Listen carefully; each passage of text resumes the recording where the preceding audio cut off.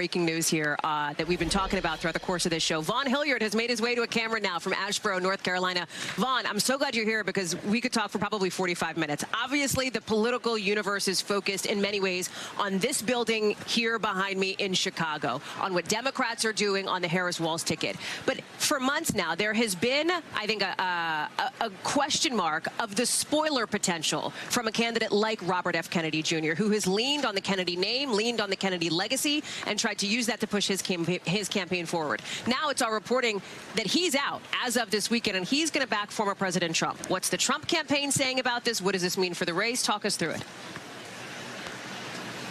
Right, both of the men are going to be in Arizona. The RFK campaign announcing that he is changing up his plans. Initially, it was going to be in Georgia, but that Mr. Kennedy is now going to be holding an event somewhere in the greater Phoenix area. Of course, on Friday afternoon, Donald Trump is holding what is going to be a mega rally in the West Valley of Glendale, Arizona. And let's be very clear here. Nicole Shanahan, who for several months now has been running as the vice presidential running mate to Robert F. Kennedy, yesterday on a podcast openly suggested that they believed that they were taking more votes away from Donald Trump's campaign when they were looking at some of their internal numbers. And I go back to a conversation that I had with RFK earlier this year, and I explicitly asked him, who did you vote for in 2020? Of course, the Kennedys, a longtime Democratic family, and he told me that he voted in 2020 for Joe Biden. But over the course of the last year, since launching this independent bid for president, really it was the right, the political right,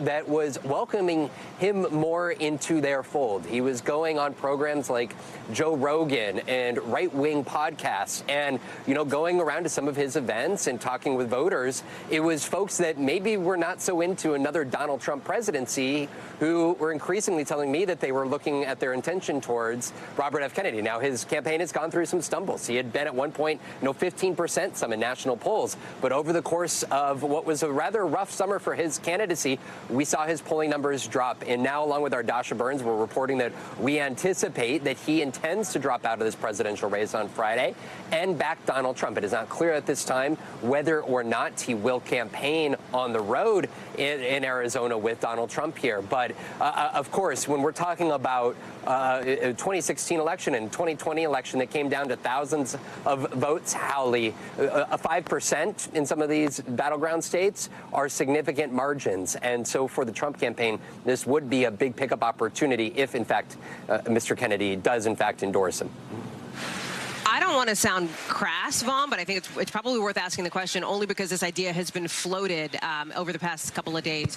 Is Robert F. Kennedy Jr. getting something out of this if this ends up going down on Friday, as I think folks believe it's going to go down? Is he going to get like a cabinet post? Because Donald Trump's been talking about this a little bit, right? Right, and Nicole Shanahan herself suggested that he would be interested in serving as Health and Human Services Secretary. Of course, he is a big vaccine skeptic or anti-vaxxer, and I want to let you listen because our own colleague, Alec Hernandez, had a one-on-one interview with J.D. Vance, the Republican vice presidential candidate, today amid this discussion and asked whether there would be an exchange of a cabinet post for a Kennedy endorsement 2.5 months out. Take a listen. Clearly, Donald Trump is not going to say, I'll give you a cabinet position if you give me an endorsement. But he's been working for RFK's endorsement because RFK represents, I think, an old guard of the Democratic Party that was patriotic, that was actually very supportive of American workers, and that unfortunately isn't very welcome in today's Kamala Harris-led Democratic Party. So I've been working to get RFK and the people who support RFK to support the President Trump's campaign.